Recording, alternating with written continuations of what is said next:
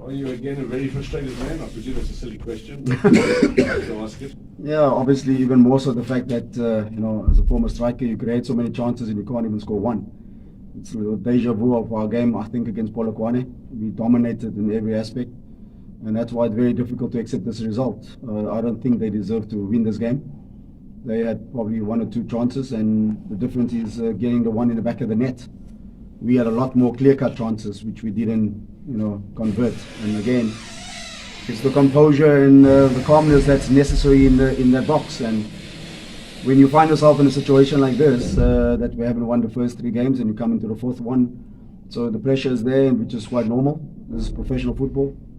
It is about the results, and our players are not capable of overturning that in this moment in time. So we've got to go at possibly maybe to Swallows on Wednesday and get a result where people will least expect it.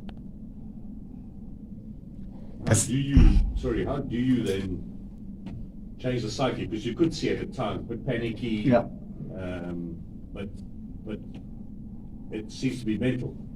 It is. I think I said after the second game, it's adapting to this level and what's needed. It's not about tactics. It's not about physical ability or talent. It's about, like you indicated, that emotional intelligence. When you need to do certain things and how you have to stay calm and composed and even memory recall what you've done in training, you need to recall that and apply it in the match. So I think the only positive for me is the fact that, and we will show it to them, the times that we kept the ball, we moved it, we were calm, we were composed, we were determined in order to get to the final third. It's just putting the ball in the back of the net. That's the final product that we're lacking at this moment in time. And whether you say, go find a striker, because at this moment in time, it's not even the strikers that's scoring goals. It's attacking midfielders and wingers that's scoring goals. So our players also, we do it on a daily basis, the practice and the repetition. But when it comes to the matches, that lack of desire to actually want to put the ball in the back of the net is the major issue here. Coach, you speak about adapting to the league. I mean, what did you learn from your team, from your squad in these past four matches? Well, I think there's a couple of things. I think at halftime I told them the fighting spirit needs to be a lot better. When you've got your backs against the wall, you can't have players pulling out of tackles, especially in front of your home crowd. That's one thing, obviously, where you shouldn't allow your fans to question is your work ethic. And some of our players just didn't do it. We can't say, the second half was better, because it's not a game of 45 minutes. You've got to do it over a 90-minute spell. That's consistency, and that's something that we need to get used to. Last season, maybe we could get away with it, where the second half you increase your tempo, energy, and everything and get a goal. This season is totally different. It's much better teams, and they're not going to allow you. So we've got to get that mentality from the first whistle, not when we go 1-0 down and suddenly we want to increase our tempo and intensity and urgency to want to score a goal. And just lastly, and you look at that squad and that team that you have, and now there's like a week and some change left for the transfer window. You think you're still going to lure some new faces into the squad? But, as much as we think there's a lot of talent available in this country, there isn't. It's about taking a risk on somebody. Tell me one striker that has scored over the last 5 years consistently more than 10 goals. Everybody sends me profiles, and then I send them a screenshot back of maybe Soccerway or whichever website I find, and I said, look at the last 5 seasons, 4 goals, 3 goals, 5 goals. So that is the issue that we have in this country at this moment in time. And even the fact that last year the top scorer, I think, was 12 goals in 30 games in the league.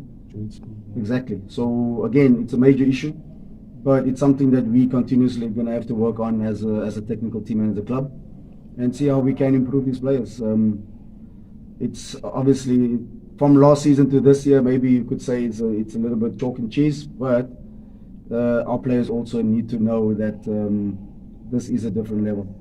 You've got to do a lot more in order to increase your capacity, and some of us haven't done that,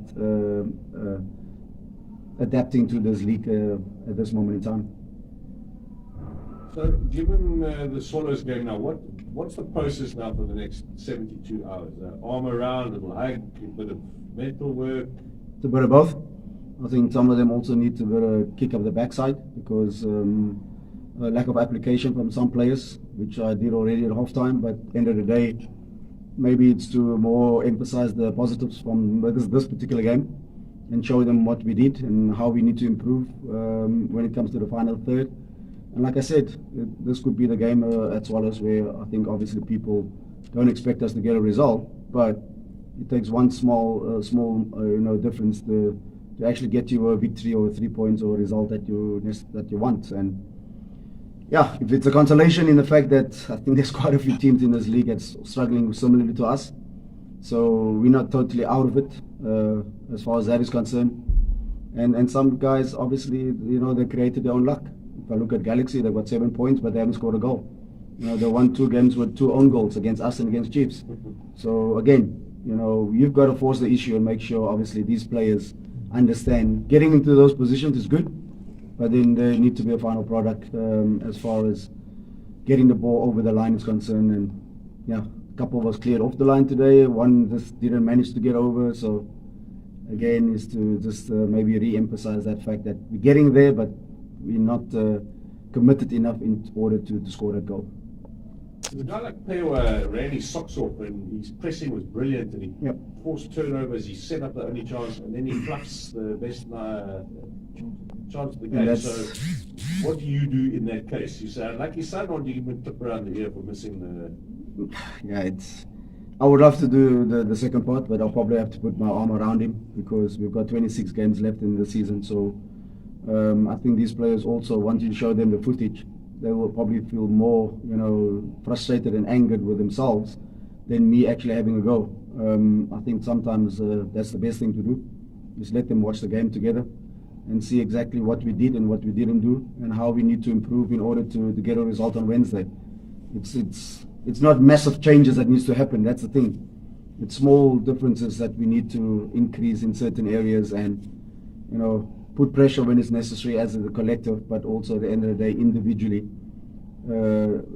apply ourselves a little bit better. And maybe a bit of luck, Coach? Well, the luck, you need to create your own luck. And when you find yourself in positions like this, it normally goes the other way. So I think 9 out of 10 times when you're in the top half, that these 2 opportunities would have been over, across the line. So we just got to continue pushing and let these players know that it's not over.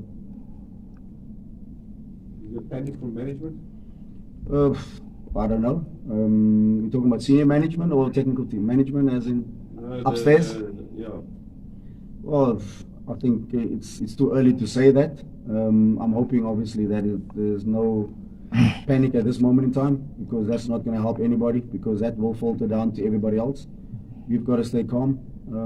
I think we've got a target as to how many points we won in this league in order to maintain ourselves, and primary goal at this moment is to stabilize and stay in the PSL, in the DSTV Premiership, because if it takes 14th place, 13th, doesn't really matter, but we've got to make sure we're still here come next season to compete at this level. Lastly, Coach, on my side, should we go to a game on Wednesday against Swallows? It's a must, not a must, much more like creating more points for your side, just to stop the rot of not losing another game as well. So, do you feel that it's a pressure for your side to make sure that you guys come home at least with a point or even a victory? Well, the first thing is, many coaches will tell you, if you're going to be a professional athlete and you think of this as pressure, then you shouldn't be in the sport in the first place. A lot of people get to work for a salary, but they don't enjoy what they're doing. Ours are totally opposite. So these players, if they feel that they're under pressure, then they need to get out and we'll get other players. That's a simple fact. You've got to enjoy what you're doing, and at the end of the day, even if when the results don't go your way, you've got to continue pushing yourself to the limit where you know you want to be better than yesterday. And that's what we're going to keep doing with these players, to keep encouraging them, to keep pushing them to the limit. That's what coaching is all about, is to take players where they think they can't go. And that's what we're going to do on Wednesday. We're going to work as hard as we can, run our socks off, and create our own bit of luck that we need on Wednesday. But I think we still need to stay together. That's the only way we're going to get stronger and get the results that we want.